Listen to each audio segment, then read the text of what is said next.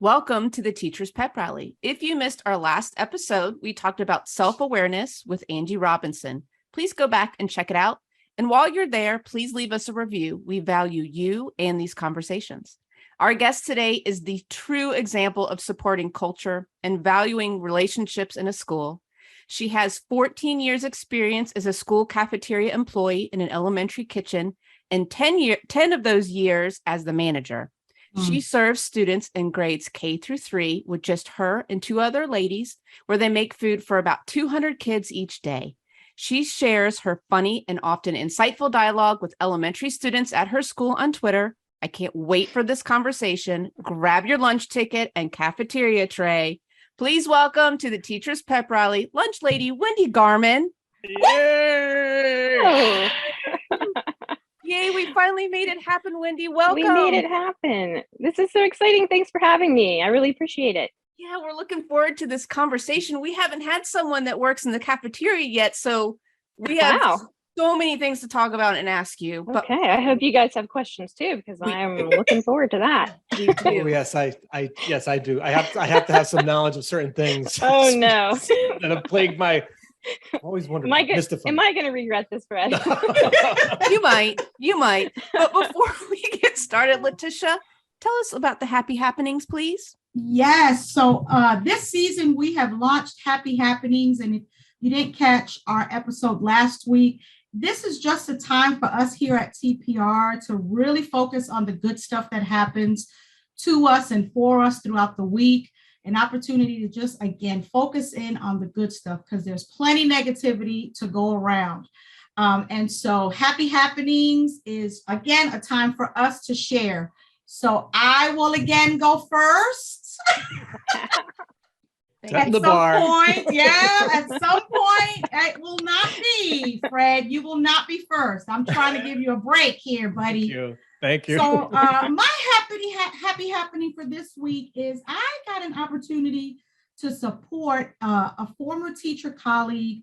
She actually attended one of my self-care workshops for teachers and really has given me some credit. Of course, this is her work, but some credit in prioritizing, me encouraging her to prioritize her self-care, which has led to her focusing more on her own business. And she had a launch party on Saturday. So she left the district and she is an entrepreneur 100% of the time. And it was just so awesome to be in that space and to kind of see her flourish and really put, all the stuff into play to launch her own business. So that was an amazing opportunity for me to support a fellow teacher and colleague. And I'm going to sneak in another happy happening because Happy Happenings, guys, is not just about us receiving the good stuff, but also being someone else's happy happening. And I'm so excited that Wendy's with us. I went on and made a donation, Wendy, in your honor to No Kid Hungry. Very nice. Thank you. And I didn't want it emailed to you because I didn't want you to be like, who the heck is Letitia Jones? That's awesome. I chose to hopefully be one of your happy happenings this week. That is definitely a happy happening. Awesome. And I know that you're going to share with us more about No Kid Hungry later on. So I'm looking forward to that. But yeah, guys, that is my happy happening for the week. Fred, what is your happy happening? That didn't take long. It's like, we'll just put you back one slot. No. So that's really cool though. I like that. I like the story of the entrepreneur and I like what you just did for No Kid Hungry. So I am curious to know more about that. So mine is a little different. So mine's simple and it's, I think being up in the Northeast, obviously the seasons change everywhere. But in the Northeast, I think we have a little bit more of a definitive 4 seasons, right? So we have winter, spring, summer, fall. So we had a hot summer. Wendy, I think you could attest to that. Yes, we did. A little hotter than usual. And, they're in Atlanta, so they get hot. Atlanta. I was going to ask, but I was like, I'm not sure. So in the mornings, I live in a wooded area and it's been, packed with the greenery. So it's been very lush, very green, very dense this summer, it feels like. And even though I'm missing summer already, the leaves are starting to fall and we're starting to see that changeover and the light starts to change. And it does, it puts you into a different mindset. And I think I'm looking forward to that. I'm not looking forward to the long gray days of winter, but I do like a little bit of that break. And it was just a very nice moment just to see the sunlight in a different light in the morning, these past 2 mornings. So a little woo-woo, little, different take on things, but I just like the feeling of changing gears. So it feels good. So that was my little light joy this week. So I love that. That's a big joy. And, I want to reiterate that happy happenings don't have to be monumentous, right? I saw a raccoon in a tree this morning and I was like, hey, that's pretty awesome. I've never seen a raccoon in a tree, right? So it doesn't have to be these monumental things. It's just really creating intentionality around finding just some good stuff. Yes. So thanks, Fred, for sharing your nature story, your season story. My season story. Aaron, take us away with your happy happening. So mine is food related, actually, which is nice of our guest. Well, that's good. I know. So I had a colleague bring to me actually today a honey cake because Rosh Hashanah is coming for our Jewish friends and she's Jewish. And so I love when people bring things in, especially food that's a part of their culture or part of their family. And so I got to bring home a little piece of honey cake. My in-laws also observe the Jewish holidays. So for all of our friends out there, our teacher friends who are Jewish and are observing, we'll go ahead and say Happy Rosh Hashanah, Happy New Year. And we hope that it's a really sweet one. Nice. Thank you for sharing. That is Delicious. Awesome. That Food sounds is delicious. Awesome. Yes. Yum, yum. Pete, you're ready for the kitchen and some cooking. Happy happening in honor of our guest. I asked my wife, where's the apron? So she doesn't know why. So I scored some points. Nice. She's going to come down from the office and be like, I thought you were cooking. No, this is a prop. No, this is a prop. It's a prop. Anyway, I this feel is in honor honored. of our guest. It's a little tight, Wendy. That's right. I feel glad that you're sitting. Is it wrong to say that? I don't know. I was thinking the same thing, Wendy. Yeah. Oh my. It could be a kilt. It could be a kiss. So anyway, I'm so done. so at my school, we're doing some sort of wonderful team building. Each of the grade levels. This challenge this week was do something kind in our school community. And all through the day, we have a little sliver of a window on my interior door that goes out into the hallway. Oh, yeah. And, just these little floating heads all day. So what is going on out there? It was like feeding time at the zoo. What are these heads? And so at lunch, I poke my head out and there's all these little memo pad sticky notes up on my door. Aww. Of all I these love sweet that. notes. Now, this was just at lunchtime. It continued throughout the day. And I was a crazy afternoon. I wish I took a picture at the end, but this is for every teacher. So the kids are writing, so simple, right? The kids are writing and yet they're connecting with the humans in our school and supporting each other and just spreading some good cheer. I'll tell you, this goes so much farther than any Chick-fil-A gift card could ever. I'll tell you that. Oh, yeah. Yes. And boy, it was just the greatest thing. So the week goes, I start saying, oh, I don't have anything yet, and then boom, Wednesday happens each week and I have that. So that was wonderful. And I just wanted to thank those third graders. That was such a gift for on behalf of all the staff. Yeah, so That everybody is understands so what you Very just. cute. Yeah, make sure you explain what you held up because that was Oh, your door sorry. with all those Post-its on it. If you're listening, yeah, that's a lot of Post-its. It is. Yeah. It is. That's It really was all cool. handwritten, very well, very thought out, very funny. So Aw, I that's love so it. Now, cute. yeah, That's that's the an best. awesome happy happening. And it doesn't take much, Yeah. right? A Post-it and a sentence or two. I love That's it. So all. Wendy, we have saved the best for last. Oh, Share the your best happy for happenings.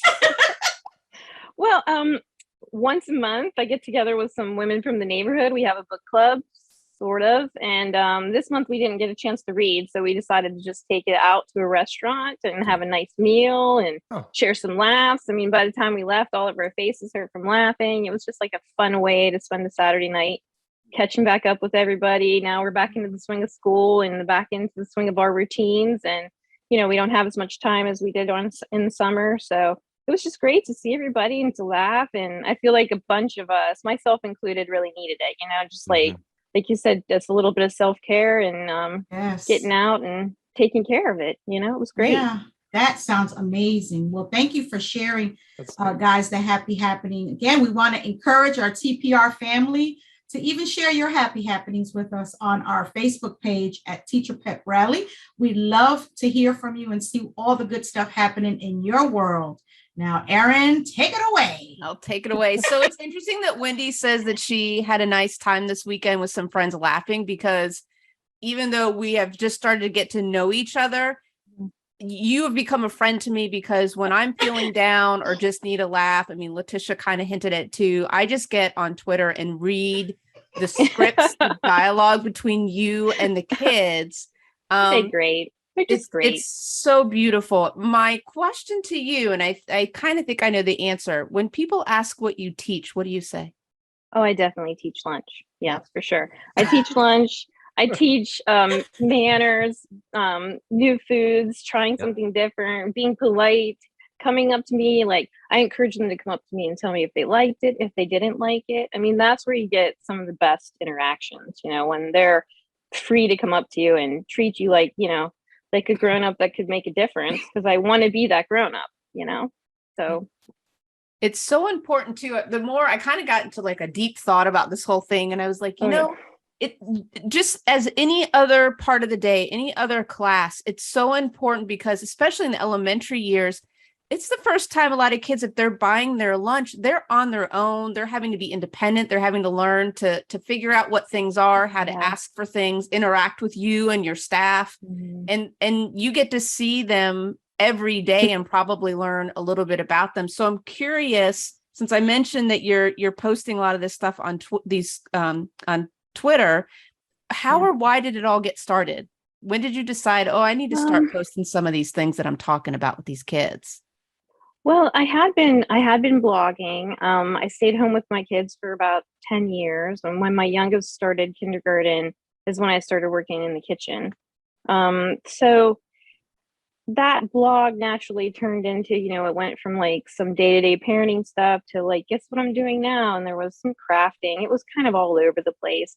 But then whenever I went full time at the kitchen, it kind of took a step back. Like, I'm sure a lot of your projects have. Most creative people have one project they're working on, and then they realize they're spread thin like butter and they can't keep it up. So one of the most popular columns I had on my blog was Lessons from the Lunch Lady. So I just kind of moved it to Facebook, and there's a group there that follows, and then that kind of spread into Twitter, and now I have an Instagram that we post some pictures occasionally too.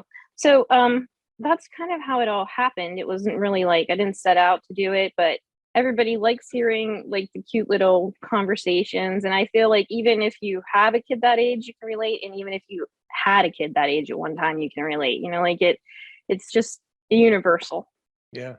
But it's true. And it's kind of like one of the things that motivated us to do this was to kind of share some stories of what goes on behind the scenes. Yeah. And as you just said there, it gives a little bit of insight to what's going on in the kids' day.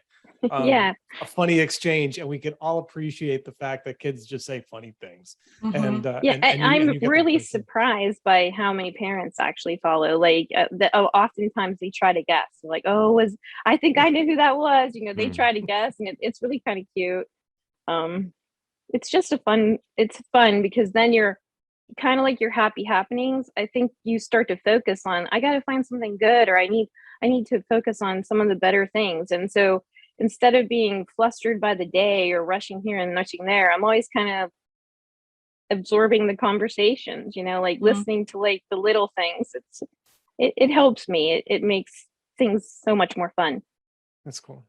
I tell you, I was on Twitter today and I shared with the group how I was just hysterical laughing. If anyone is out there, this needs to be a book. I need her to have a book deal. I mean, I'm talking about a whole brand. This is amazing. And, part of also why I was excited about having you, Wendy, is because, here at TPR, we really value everybody's input. Everyone who touches the lives of our kids is just so, so important. And, a funny thing, food is a great, reduces our inhibitions, right? That's why there's candy at the counselor's office, because food kind of brings it down. So you get the humor, right? Because kids are relaxed.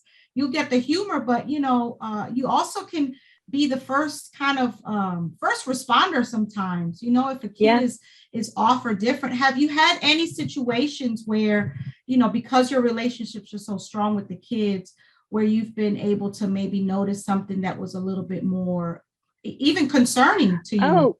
Oh yeah, for sure. You know, like, especially when we have new students in the building, like I immediately try to befriend them and tell them, you know, hey, you know, everybody at my building is like, we're a big happy family. So, you know, if you're having a situation, you just let me know, you know, and you'd be surprised how many times they'll come up. Now, it's not these grandiose problems of some kind, but you know, it's Right. like maybe, you know, someone wouldn't let them sit with them at the table, and you know, and they get upset about that, or you know, or there's just kids who aren't making connections, that don't have as many friends. And if I see kids alone, I'll try to go out there and sit with them for a hot minute if we have a chance. And you know, we're growing a little hydroponic garden, so I'll invite them to come back and help me take care of the plants or something, or fold some towels. Or you'd be so surprised how much they just want something, they just want to be included. So like they want to clean the table, they want to get some, like, sweep up the floor, like it sounds silly, but they just want to be included. So I think a lot of them do that. We have a positive behavior incentives in our school, so they can earn little tickets for good things they've done, or positive behavior they've shown. And one of the prizes is working with me. And it seems so silly, because at first when they asked me if I wanted to do it, I thought, who is going to buy that? Like, nobody's going to buy that, right? Like, and they made it kind of expensive, because it's, you know, kind of a big deal. Like, you can't, like, it's like 15 tickets, and I don't know, if you're 5, that is a lot of good behavior, you know. And so but I am just floored, and I have repeat customers, you know, that come down and want to wash the dishes with me, or like tray up some fruit, or pull some grapes, or it's just, you know, we give them a silly chef hat, and they wear a hairnet, and they get an apron. You know, like, but you know, some of them need a stool just to push anything through the dishwasher. But I cannot believe how many people like it and want to do it. And they talk about the Junie B. Jones book, you know, Boss of Lunch. So they just want to come down and be the boss of lunch, like Junie B. Jones. So. Oh, nice. I love it. So Wendy, now this may be a hard question. Is there one story that just pops out at you? One of your favorite stories? Actually, there is one. I tell a lot, and this young man is now a senior. He'll be graduating, and so I don't know if that will give him away or not, but I don't think so. So like you were saying, this is sometimes the first introduction to them getting a lunch that doesn't involve a parent. So people forget that. Like when I talk at kindergarten orientation, I try to stress it. Like, tell your child that, you know, there'll be one person asking this question, another person asking this question. Like, even if you said we're having like pizza, for example, you know, like somebody else is going to ask them, like, do they want carrots or do they want vegetables? They don't have to cry that the word pizza wasn't there. Well, so like I told you, I encourage them, you know, like, if you want to talk to the chef, or you want to talk to the person who prepared your meal, you know, like, just ask and aid, and then they'll bring you over. And this little boy came over, so angry. I mean, he was just angry, and he needed to tell me something about his horrible lunch. And I was like, oh no, what happened? He's like, these bananas are the grossest bananas I ever had in my whole life, and you should throw them all away. And I was like, what did you get, a bad one? Was it brown? What happened? And he holds up this banana. He didn't peel. He just took a bite out of an unpeeled banana, and then came up to tell me how disgusting it was. And so I had to show him. I'm like, that's because it's still wearing clothes. You gotta take this off. I mean, what are you doing? And then, because his whole life, somebody had always peeled the banana for him. He didn't know that you had to take that off. And it wasn't any fault of his own. It wasn't a matter of, you know, smart or not smart. It was just, he didn't know, because no one ever showed him that. It was always cut up on his plate. So he didn't know that he had to do that. And to this day, it still makes me laugh. It'll make some That's a stuff true out. survival. That's a life skill. That's amazing. Moral of the story: parents teach your kids how to peel their Right. bananas. Okay. I mean, it's just funny because they don't know. They just I love they're it. so cute. I mean, when we have it, because they can pick up their own fruit, and a lot of them will take like a blueberry out of one cup and a strawberry out of another cup, and we spend probably the first 2 weeks of school telling them the entire cup. Take the entire cup. You can't just take one thing Wow. out. Take the entire cup. So it's, they're just doing what they know, So Mhm. it's Wendy, I hope you know how much you're teaching these kids. Yes. This is Oh. amazing. And this is not in every school. Okay. no. I've taught in a number of schools, and sometimes the lunch people are not the friendliest or not the most approachable. I think I heard you say if they want to speak to a lunch monitor and speak to the person who prepared their meal, Yeah. that's amazing. That doesn't happen in every school.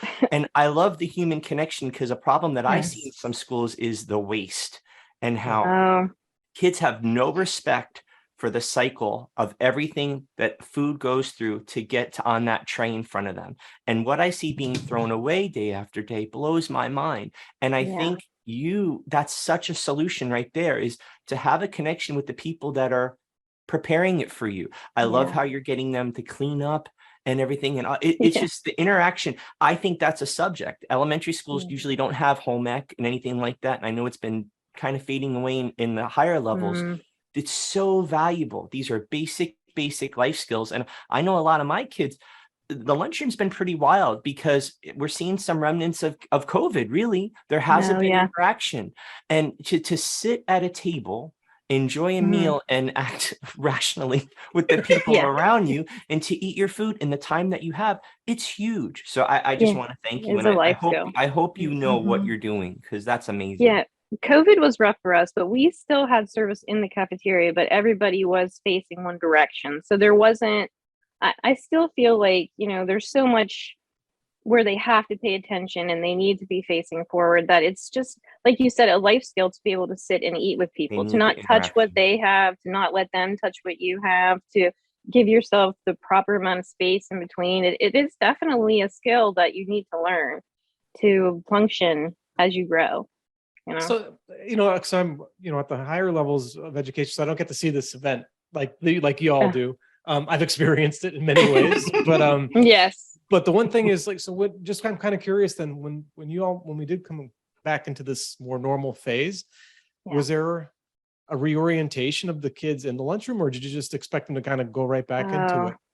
Yeah, we did have a reorientation, because it was, my building is only K-3. So even our third graders right now had the interrupted year of 2020 whenever we stopped partway through. So pretty much my entire building had been affected in some way. I mean, maybe not the current kindergarten class because they're just coming in, but we were like using a rolling cart to pick up trash so that all the kids wouldn't be gathered at a trash can or touching other people's, food that had been touched. So we were trying to minimize contact. So then now when you expect somebody who's 6 to like get up and take their tray to the trash can, know what to throw away and what not to throw away, and then take it to the dish window, I mean, that's like 15 steps. So I don't know if any of you have taught in the classroom, but way more steps than you can explain, Wow.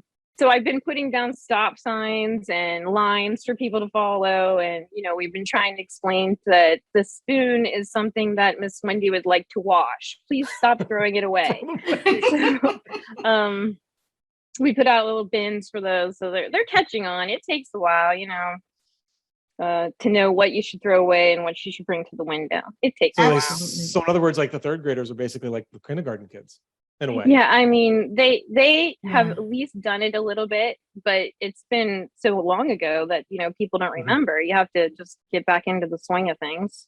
Yeah. And then, like all service industries, we've been struggling to maintain staff. I mean, thankfully, my girls have been with me for a long time, but our district has been struggling with that. So, when you're short staffed, sometimes you have to go onto like a paper tray. So then you finally get everybody explained what to do. And then now you're telling them, no, throw all of it away. So then the next day Well, then they throw the real trays away. So then you have to redo it and explain, no, not that day, but this day, but maybe that day. It's very confusing, even for me. I'm not sure what we're doing tomorrow.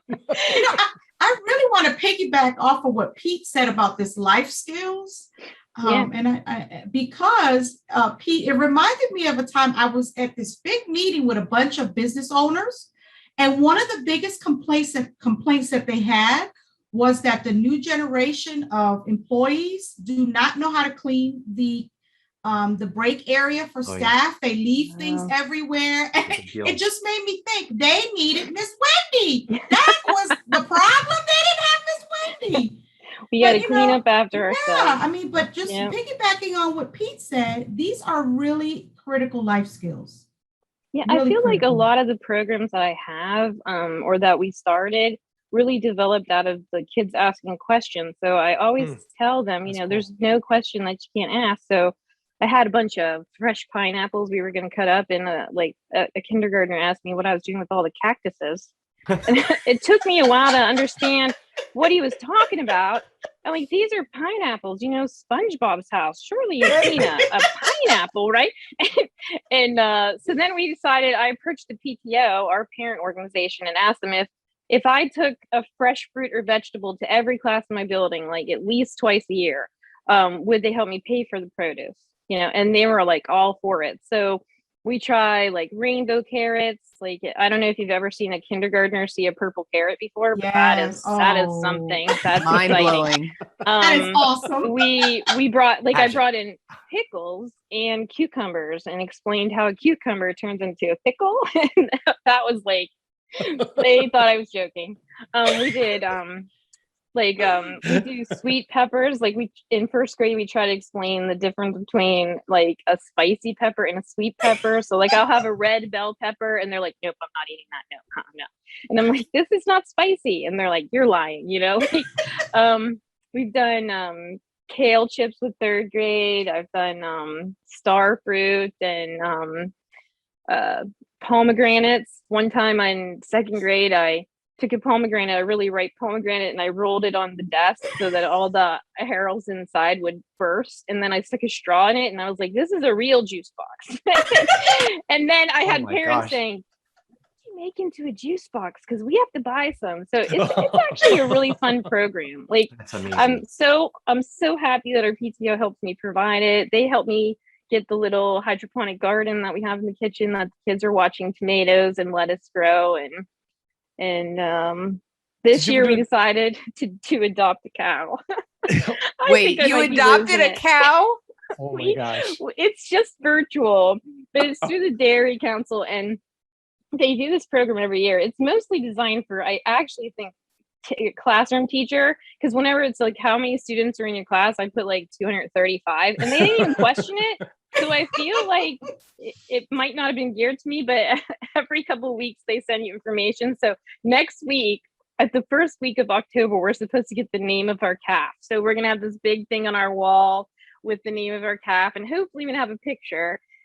And because I wanted to explain to them where all the milk came. So it's going to be near the dairy, and because, you know, they think like the strawberry milk came from a pink cow, and I'm like, no. Wait, what? So hopefully this will help me explain it. I think it's going to be fun. We have a little stuffed cow who's going to like sit up there like our calf, and I think it's going to be fun. But I'll have to update you guys on Twitter. Please. I think Pete was going to ask the question, have you done anything with the yams? No. Oh my gosh. No. Flashback. That goes You're back not to a an fan old of story. yams. Oh, I missed the We'll story. talk. I've been catching up. I listened to a few older ones, but I didn't get to the yam Yeah, story. I'm gonna have to drop that one. Carefully listen to the Halloween episode, but we're going to warn you. It's Okay. not really a yam. I'm gonna take So off that we're hearing all kinds of stories and cute little things. I'm really curious. So Wendy, I gave an assignment to Fred, Letitia, and Pete and myself. And I said, Okay. let's pick out of all the things you have on there. And you've been doing this, I think I wrote since like 2013, at least on Yeah. Twitter. All I the time. So Yeah. I would love to hear each of us read one of her dialogues that she's had with kids, just because I want everyone to hear how sweet or funny these are. And I'm just curious to hear which one tickled you guys. So who I can't wants wait. Yeah, this will be fun. I'll take the first. Okay, one. go ahead, Fred. Fred is volunteering to go I'll first. jump in this time. Yeah. So this, when I read this one, I could just hear this conversation with the child.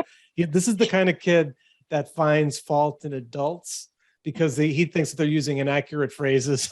And it was with the first grader. Why is it called walk away tacos? Is it because I'm walking away? And then you said, that's a good guess. I think it's because people walk around with them at football games. And then the student looked back at you and said, maybe we should call them walking around tacos. It was one of I could picture that kind of kid saying something like that. Yep. I can picture him in my head right Did now. you say, well, yeah, we'll take that back to the taco committee? Yeah.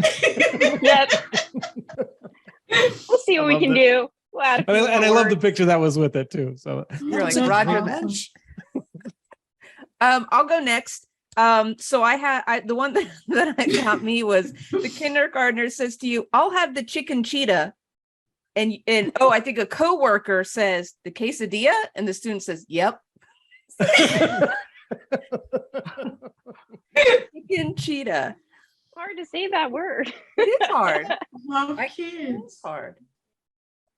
Letitia, do you have one? Let's see. Well, I wish y'all could see my page. It's like rainbow colored. I highlighted them. First grader, my hands look like meat sticks. I should have worn gloves. Me. It's January. Gloves in your pockets might be a good idea. Student, yeah, they're like pants for your fingers.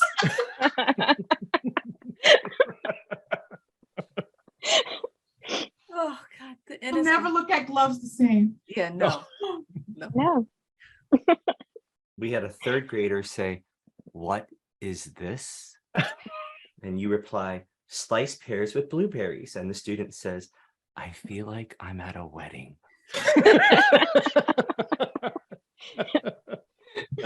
That was kind of a dramatic reading, Pete. I liked it. Hey, He yeah, is there's a tie hard. up with that, and the kid weighing the odds on getting a bellyache with the hash browns and the 20 sausages. Oh, yes. It might be This is worth the it. most popular meal. So that's a great question. Yeah. Actually, I'm really curious. Do you have a top 5 think of foods that kids just love? You've got to know by now what seems to be popular, right? Yeah. Well, I mean, there is the breakfast for lunch that you have to be prepared. That's going to be a day. So tomorrow, for example, we have French toast sticks. That's going to be, everybody's going to be in line. But you can't go wrong with French toast sticks for lunch. The classic chicken patty sandwich. That's everybody, including staff's favorite. That's probably theirs.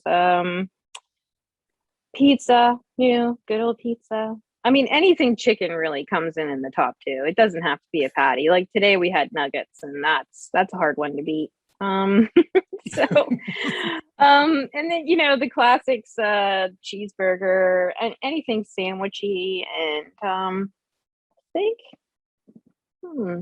probably the tacos or the nachos would come in 5th, I guess, somewhere around there. Good stuff.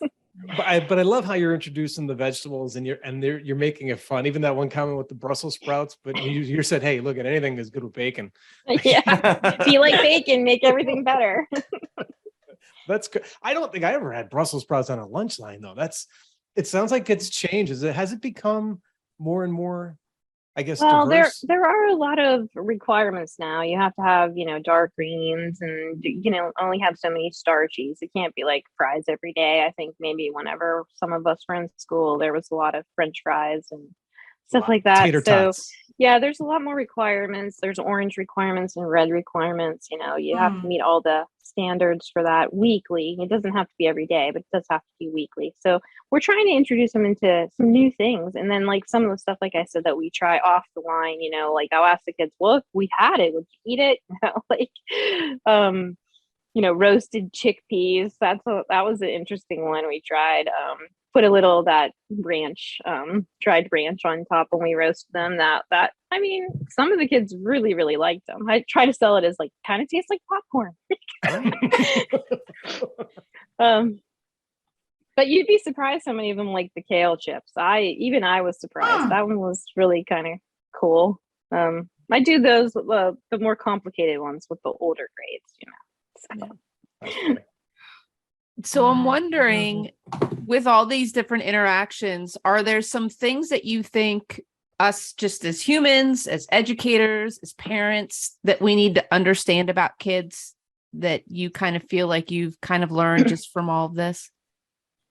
Well, I feel like we should all not be afraid to ask a question. I don't know what age we lose our self-confidence like that, but my grade is my grade levels are very self-confident. I mean, there might be a few kids who are a little bit shy, but I think if you'd walk into any of my rooms and you say, like, how many people in this room are great artists? I think a bunch of hands are going to go up. But I feel like if you did that with staff, like, even if they thought they were an okay artist, they wouldn't raise their hand. And I don't know what happens to us where we lose that. But I feel like we should never be afraid to ask the question. We should never be afraid to step out of our comfort zone. I think that you have to be willing to put yourself out there, even if you think you might sound silly, but at least you know to peel the banana now. You know what I mean? Like, it's a weird tie-in, but you know what I mean. Mm-hmm. Yeah, I think that until you just said that, you've been hinting around being curious. Yes, curious. Being curious. And I think as educators, I don't think teachers realize their influence. When we have a kindergarten teacher in the line and they're getting vegetables, or any teacher is like, this is my favorite thing, I love green beans. The next 20 kids are like, I'm getting green beans. Did you know that Mr. Fred loves green beans? I'm getting green beans, like I do. They love that. We used to name some of the fruits and vegetables after staff members, like we would put like, this is King's corn, and they would be like, I'm totally getting that. Mrs. King loves that,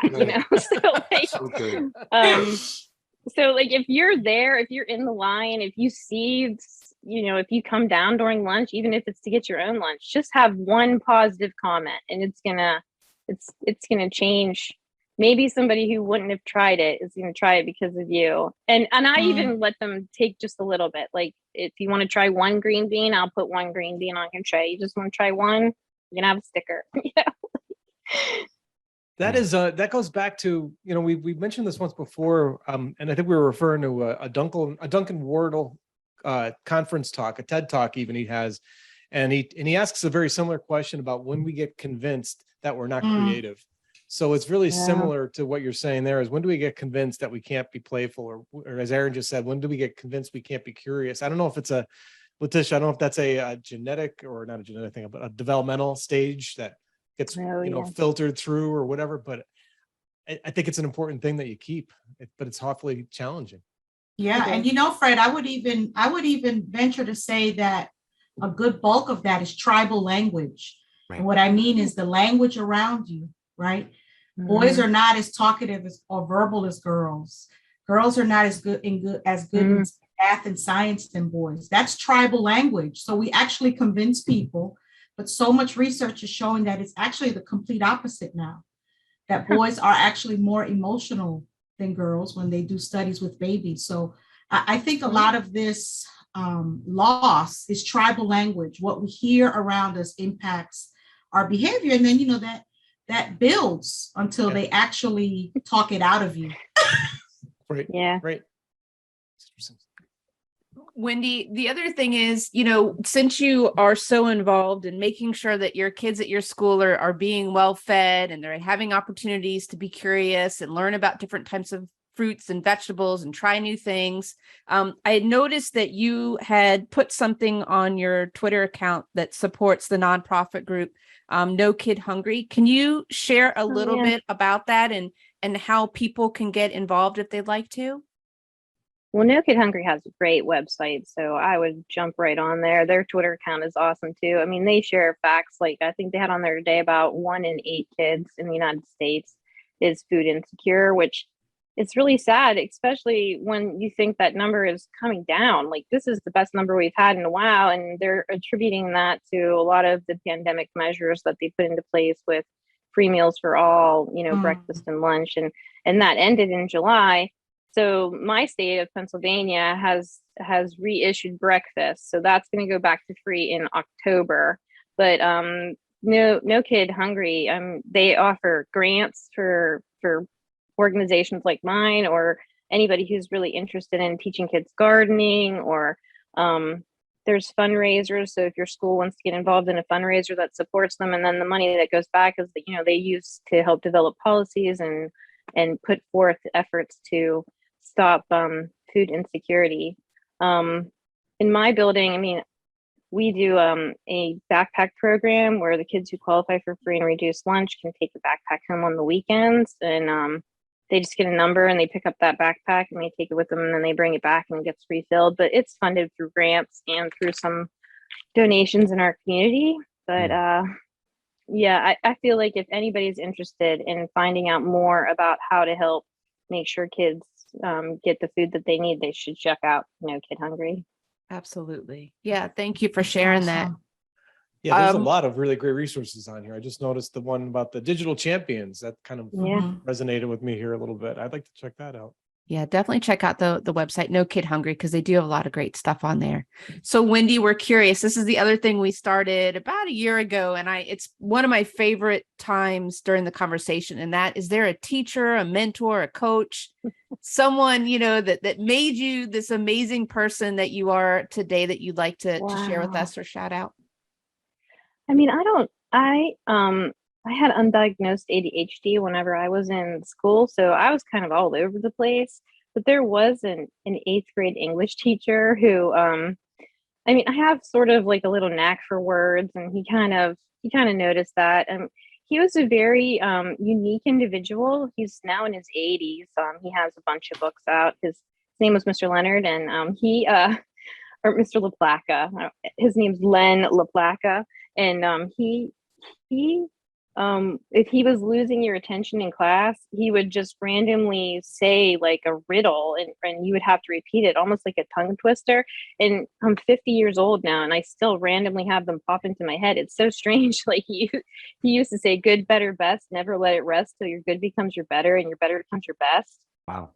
And and then, like, or if you weren't paying attention or something, or you were whining about something, he would say, I had the blues because I had no shoes until upon the street I met a man who had no feet. And it was supposed to like really make you realize that like that is not a big problem. Like, I don't know. Like he was just a really unique individual who had this really cool way of teaching a subject that is kind of hard. 8th grade English is kind of hard to keep everybody's attention. So if I had to pull somebody out of, out of that lineup, I think it would be him. I mean, that's a good one. That is a good one. Guy. Yeah. If we've ever had a guest to actually quote their mentor or remember I vividly. I just think it's just one of those things. I think in one of his books, I didn't read any of his books, but I feel like I should. One of his books, I think he has all of the stuff that he used to say. Like, and I'm hoping the good, better, best one is in there, because I'll be sad if it isn't. But that was the guy that came to my mind, Len LaPlaca.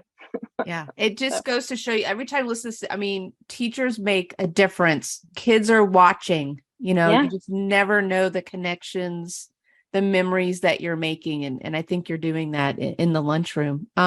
This is now the time where we're going to share, Wendy, just a little bit of something maybe that we learned from you, or that we just want to share after having this conversation. And you as our guests get the last word. So let's see, who should go first? How about Fred Avely? Good idea. Good idea. All right. So when we make these lists, Wendy, they throughout the whole talk we have with our guests, they say so many great things. And tonight, first of all, your Twitter feed is immortalized. So that's too easy to go to that for me. But I was checking off a number of things until you got to the very end there, and it kind of ties into what Aaron just said. But you had said not to be afraid to ask the question. And I think that's just something that we should remind our students all the time, because even now at the collegiate level, I still see that. I still have to remind students that you have to ask the questions and be curious. And I think, starting it at year level of K through 3, coming all the way up through the levels, the years, that's just a message that has to be constantly, repeated. But it's so cool to hear it that you're thinking it from the lunch line. And that's such an important place we're learning tonight. So thank you for the reminder and being such an important role model for all these kids. Thanks so That's much for really having awesome. me. Mhm. Nice. Oh, How about amazing. you, Letitia? I mean, I'm just so, my heart is so full right now. My heart is so full. Thank you so much, Wendy. I mean, you have said so many things, to be honest with you, but I think the big bucket is not a direct quote, but just the way that you've presented yourself tonight and just the sharing. I just put down here, approach life and work with joy, laughter, and creativity. I mean, I just feel like, Well, that would be a great thing for anybody to learn from me. Thanks. Yes. And I think that you exude all of those things. And I think I want to take this time, Erin, to do a shameless plug because it is Hispanic Heritage Month. Yes, it is. Yes, it And is. so I want to encourage everyone to go out and learn and grow and be inspired. I've decided to read Latinx authors all month, just for my own, benefit. Actually, I'm obviously a Latinx. And so, Erin, I think you'd appreciate this by Elizabeth Acevedo. She wrote Poet X, and this book is With the Fire on High. So a little book recommendation. I hope you get inspired. And Wendy, thank you so much for teaching us how to have joy, laughter, and creativity. Mhm. Very good. How about you, Pete? Wendy, you are a ray of sunshine. You Yes. are awesome. You are awesome. Kids just want to be included, I wrote down, and we should not be afraid to ask that question. I hope, we talk about ripple effects a lot, and, that child that's trying that new food, that's going to lead to a lot of really cool things later in life for them. And that's broad minds, broad solutions for the future, which we need for this world. But I love how you're making your lunchroom an experience rather than some strict regimented. I know kids that get stressed out. And why? I heard somewhere there's no more sincere love than the love for food. Somebody said that, and you're instilling that, and people are letting their guard down, talking. It's a social thing, and we need that. So thank you so much what you're doing. I mean, I think food is the most important school supply. I really do.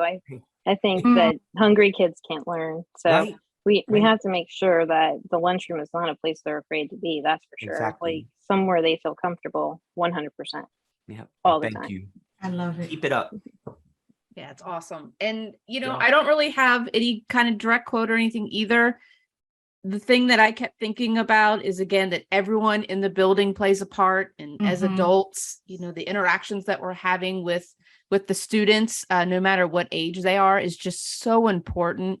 And you sharing that, Wendy, you are inspiring others to think about that and to remember the relationships that we're building and the human connections. And then lastly, I'd say laughter is the best medicine.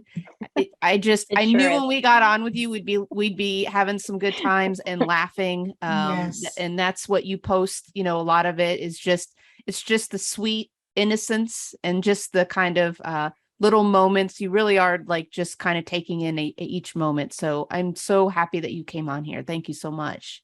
Thanks so much for having me. This has been really fun. I'm ashamed to say that I was nervous. I think this was like hanging out with some friends. It was great. Good. I mean, the takeaway was it's great that you guys are thinking outside the box and including the classified staff.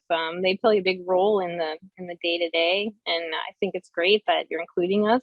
And I loved that the happy happenings. I think I'm going to focus a little bit more on that this week. I think there's been a lot of negativity, so I think I'm going to focus on that, even if it's like a raccoon in a tree. I think I'm going to focus on that. I love that.